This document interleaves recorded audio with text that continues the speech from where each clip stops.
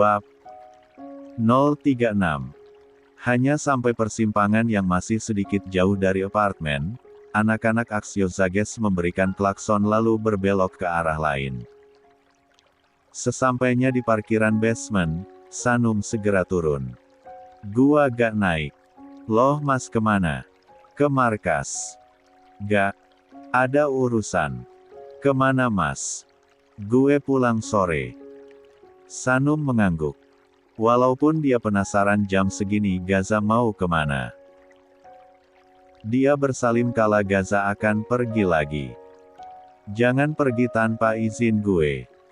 Iya mas. Sanum gak akan kemana-mana. Good girl. Gaza mengusap puncak kepala Sanum dan menutup kaca helm full face-nya. Setelah pulang sekolah ini dia ada pertemuan dengan Ustadz yang Vian carikan.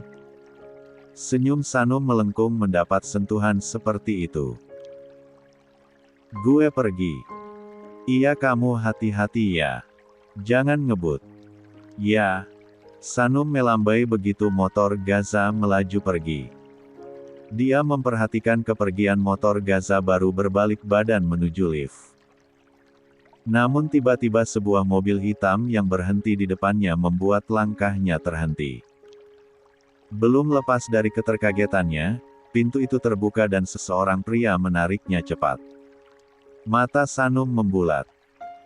Dia menoleh panik saat pintu dorong itu tertutup otomatis. Bola matanya memperhatikan pria di sampingnya yang tidak asing. Suruhan Sakaya. Mobil melaju cepat meninggalkan basement. Sanum duduk merapat ke samping jendela dan menatap gelisah pria berpakaian hitam. Ini namanya penculikan pak. Protesnya. Pria yang di sampingnya melirik sesaat dan tidak peduli. Tuan Sakaya menunggu. Papa mertua. Beonya. Sebenarnya apa yang Sakaya inginkan mengajaknya bertemu dengan memaksa seperti ini. Tapi saya masih pakai seragam sekolah ketemu mertua. Bisa gak kita balik lagi pak? Ketemu mertua harus rapi pak. Beliau melirik jengah. 129. Lagi pula saya belum bawa apa-apa. Bukannya ketemu mertua harus bawa sesuatu. Tidak usah nona. Mampir dulu yuk pak beli sesuatu buat papa. Dua pria yang di depan menatap heran. Kalau gitu saya telepon Mas Gaza dulu ya. Ngabarin kalau saya diculik, ucapnya sambil mengeluarkan ponsel. Baru pegang sebentar, ponsel pintarnya secepat itu beralih ke lain tangan. Pak, HP saya. Tidak ada orang diculik yang memberi kabar. Itu namanya bukan diculik nona. Saya belum bilang Mas Gaza. Bagaimana jika Mas Gaza pulang saya gak ada? Bukan urusan kami. Sanum menggerutu. Dia menatap lagi keadaan, apa tidak bisa kabur? Saya boleh tanya sesuatu gak pak? Tanyanya. Tidak ada jawaban, Sanum kembali melanjutkan. Kenapa Pak Sakaya ingin sekali menculik saya? Padahal saya bisa datang kalau papa mau. Ikut saja nona. Lama gak diculiknya? Tergantung. Nanti di sana saya mesti apa? Nona berisik sekali. Kami bisa menyuntikkan obat bius biar nona berhenti, ucap pria di kursi penumpang dengan wajah marah.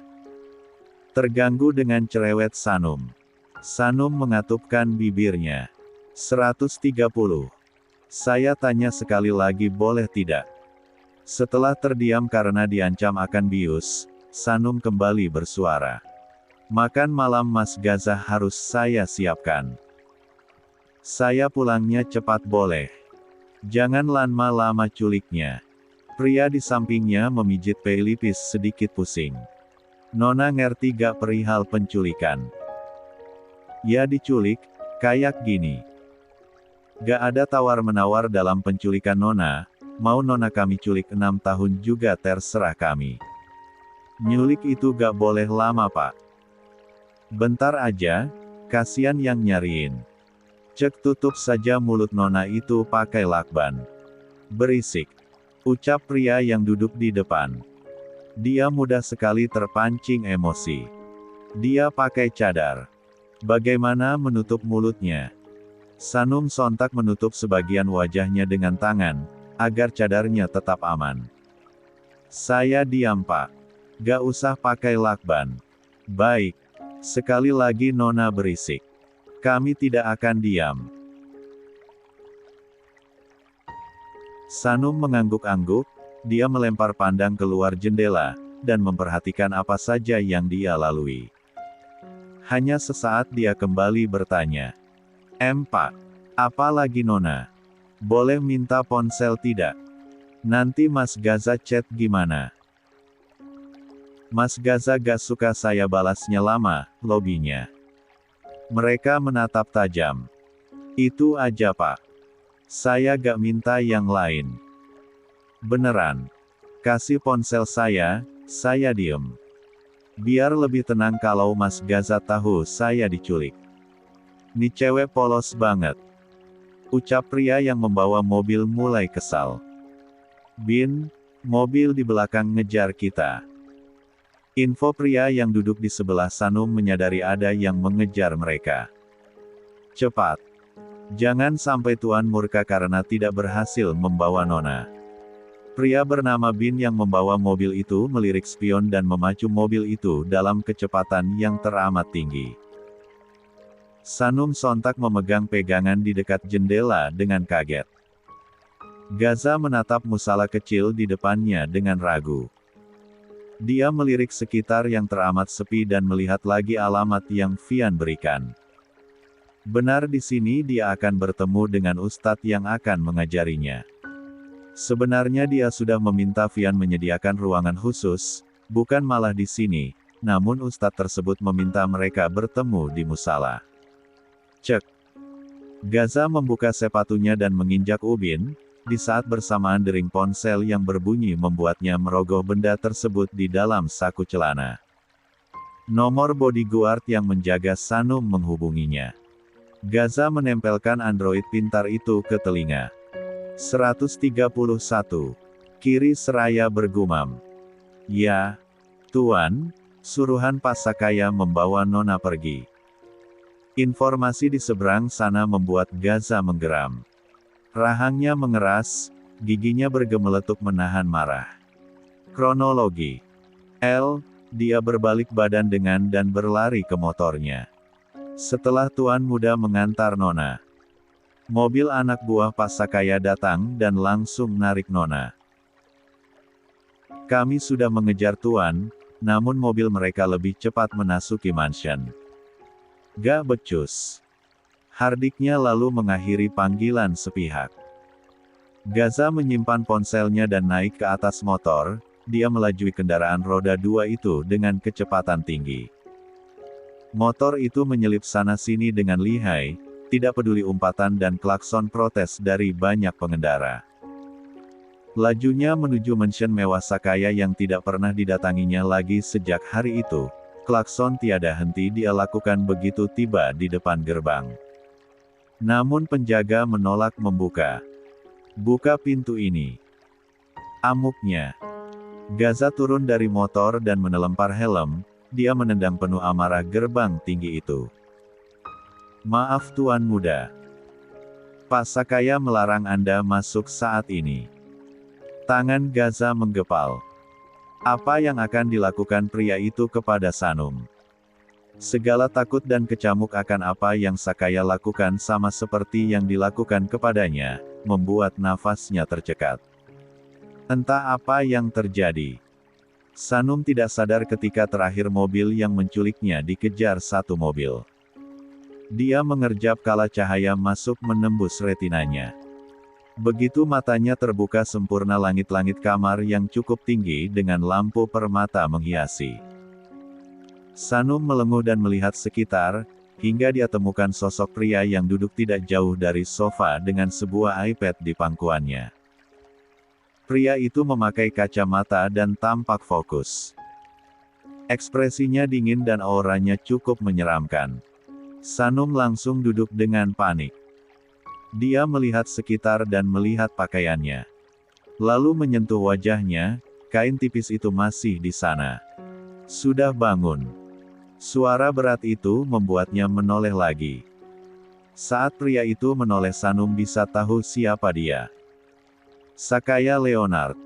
Papa Gaza yang tidak lain mertuanya sendiri. Sanum menelan selai kala tatapan tajam ditujukan padanya. Kini dia tahu dari mana tatapan dan ekspresi Gaza itu turun, tepat dari Sakaya. "Papa?" tanyanya tercekat. "Papa?" Sakaya tertawa menyeramkan. Dia berdiri lantas melempar iPad tersebut ke arahnya. "Bro," Sanum memekik. Dia menatap ngeri iPad yang jatuh tepat ke samping kasur tempatnya berada, jatuh dengan keras ke lantai. Jantungnya berdetak cepat. Dia meremas sisi gamisnya dengan tatapan takut. "Kau bukan menantu saya," sentaknya. Sanum menelan selai. "Maaf." Sakaya terkekeh. Dia lalu menarik kursi dan duduk di dekat kasur tersebut. "Kamu memeras berapa banyak?" 132. "Dari putra saya." Tanyanya menusuk. Maksud Papa Sakaya apa?" Sakaya menyeringai. 1 miliar cukup." Sanum tidak mengerti arah pembicaraan Sakaya. "Saya tidak pernah memeras Mas Gaza, Pak Sakaya." 2 miliar. Atau 3 miliar. "Maaf Pak. Tapi, saya kasih uang lebih. Tinggalkan putra saya." Mata Sanum membulat. Sakaya menyuruhnya berpisah dengan Gaza. Bagaimana mungkin? Dia memberikan gelengan keras. "Saya gak akan ninggalin Mas Gaza." Begitu. Dia mengangguk mantap. Sakaya menilai pakaian gadis di hadapannya. "Kamu tidak cocok dengan putra saya. Tapi Allah menyatukan kami." Sakaya tertawa keras. "Jangan keras kepala. Selagi saya bicara baik-baik, tinggalkan putra saya. Khianati dia. Bagaimana mungkin Pak Sakaya sebagai papa Mas Gaza menyuruh saya mengkhianati dia?" "Kamu membantah." "Saya tidak akan pergi dari sisi Mas Gaza, Pak Sakaya," ucapnya menegaskan kembali. "Dia tidak akan melakukan itu. Penolakan kamu akan menyakiti Gaza." Sanum temanggung. Apa maksud Sakaya? Dering ponsel yang kemudian berbunyi membuat Sakaya merogoh ponselnya. Dia menyeringai melihat nomor putranya. "Waktu yang pas bukan?" Sakaya memperlihatkan layar pada Sanum sebelum menerima panggilan itu. Dia meloudspeaker suara panggilan hingga teriakan marah Gaza terdengar. "Buka pintunya bangsat. Bagaimana jika istri kamu merasakan apa yang kamu rasakan selama ini, Gaza?" Dia menolak permintaan. "Papa, jangan macam-macam. Jangan lakukan itu pada Sanum. Papa bisa melakukannya. 3 pukulan dia akan matikan." Sanum tersentak akan kalimat yang Sakaya ucapkan bersamaan dengan tatapan beringas mertuanya. Bibirnya refleksi berzikir memohon perlindungan. Dia mundur ke belakang. "Saya tidak akan diam jika Anda menyakiti istri saya." Sakaya tersenyum. Dia memencet sebuah bel hingga pintu terbuka, dan 2 orang bertubuh kekar masuk. Dia tunjuk Sanum dengan dagunya. "Bawa wanita ini ke ruang bawah tanah." Perintahnya. Dia cocok menggantikan Gaza. "Papa." 133. "Buka pintunya!" anjing Gaza berteriak kesetenan di depan gerbang, matanya berapi menatap para penjaga gerbang.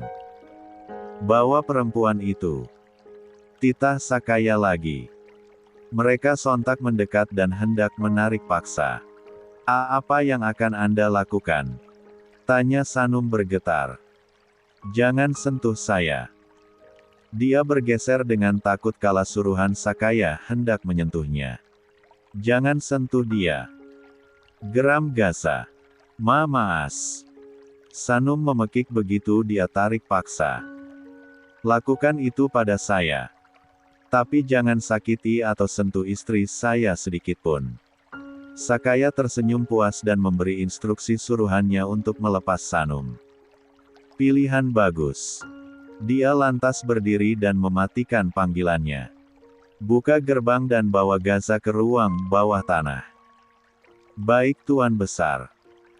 Pria itu pamit undur diri lalu menghilang di balik pintu. Sanum menatap Sakaya dengan Nanai. Apa yang akan Anda lakukan pada Mas Gaza? Kenapa di ruang bawah tanah? Semakin kamu menolak, Gaza akan semakin tersiksa, jadi pikirkan dengan matang. Sakaya bangkit dari posisinya dan melangkah keluar. Pintu itu kemudian ditutup dan dijaga dua pria berbadan besar. Kunci perempuan itu dan jangan biarkan dia pergi. Baik Tuan. Mereka mengangguk kompak. Kaki panjang Sakaya melangkah menuju ruang bawah tanah. Dia merenggangkan otot tangannya. Sementara itu di dalam Sanum segera berdiri dan menarik pintu, tapi dikunci. Buka, Pak Sakaya. Buka. Teriaknya menggedor-gedor. Tapi percuma tidak ada satupun yang mau membuka pintu itu untuknya. Sanum menggigit bibir bagian bawahnya gelisah.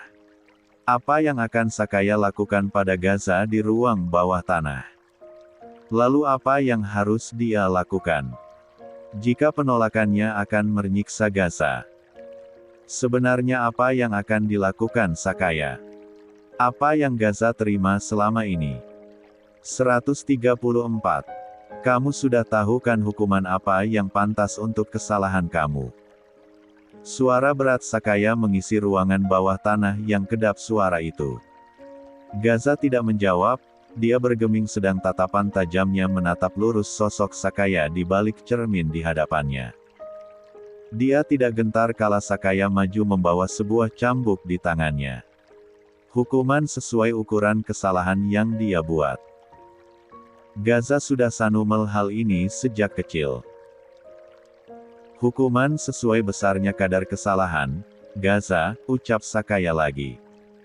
Tidak ada yang bisa membantah Papa. Dulu, jar Gaza akhirnya. Satu sudut bibirnya naik.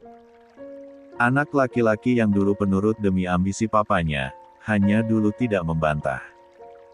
Papa tidak cukup bodoh kan menyadari tertipu di acara pernikahan itu. Rahang Sakaya mengeras. Tatapannya menghunus tajam. Dia menggeram dan menggenggam kuat cambuk di tangannya. Selesaikan saja hukuman ini dan biarkan saya pulang dengan istri saya. Sudah banyak berbagai hukuman yang dia terima dari Sakaya. Dipukuli, ditendang, direndam dalam air seharian, tidak diberi makan, hingga seperti ini dicambuk. Dia sudah terbiasa. Pulang. Sakaya terkekeh. Tidak. Kamu tidak akan pulang kemana-mana. Anak kurang ajar seperti kamu harus dihukum. Sakaya menggerakkan cambuk itu ke punggung Gaza yang tidak berlapis kain hingga terdengar bunyi keras. Gaza memejamkan matanya menenahan pedih tanpa bersuara. Kamu pikir Papa bisa dilawan? Berani sekali kamu mengoceh Papa di hari pernikahan itu, anak kurang ajar. BUKH. Cambukan itu kembali menghantam punggungnya. Tidak ada teriakan. Rasa sakit itu hanya dia tahan, seperti apa yang selama ini dia lakukan. Sudah untung kamu saya besarkan. Anak tidak tahu diri. BUKH. Cambukan itu kian menghantam punggungnya seiring amarah Sakaya yang kian memuncak. Pria satu anak itu tidak peduli akan rasa sakit yang Gaza terima. Sakaya tidak suka perintahnya ditolak. Dari dulu dan Gaza tumbuh di bawah ambisi dan sikap egoisnya. Sakaya tidak peduli jika punggung Gaza sudah memar dan berbekas akan cambukannya. Darah mulai terlihat karena cambukan berulang kali. Gaza hanya diam. Walaupun pukulan ini sudah biasa dia dapatkan, tidak ada yang terbiasa dengan rasa sakit berulang kali. Diamnya menyimpan beribu nyeri. Mudah baginya untuk melawan Sakaya karena itu alasan dia belajar bela diri, tapi Sanum bisa saja terancam karena perempuan itu masih dalam kurungan Sakaya. Ikuti perintah Papa. Ceraikan wanita itu dan menikah dengan Alice. Tidak akan pernah. Kurang ajar. 135. BUKH. Tubuh Gaza jatuh. Dia mengerang karena sakit di punggungnya. Matanya memerah. Bibirnya tersenyum getir. Mau seberapa rasa sakit yang saya terima? Saya tidak akan pernah lagi menuruti perintah Papa. Ucapnya penuh penekanan.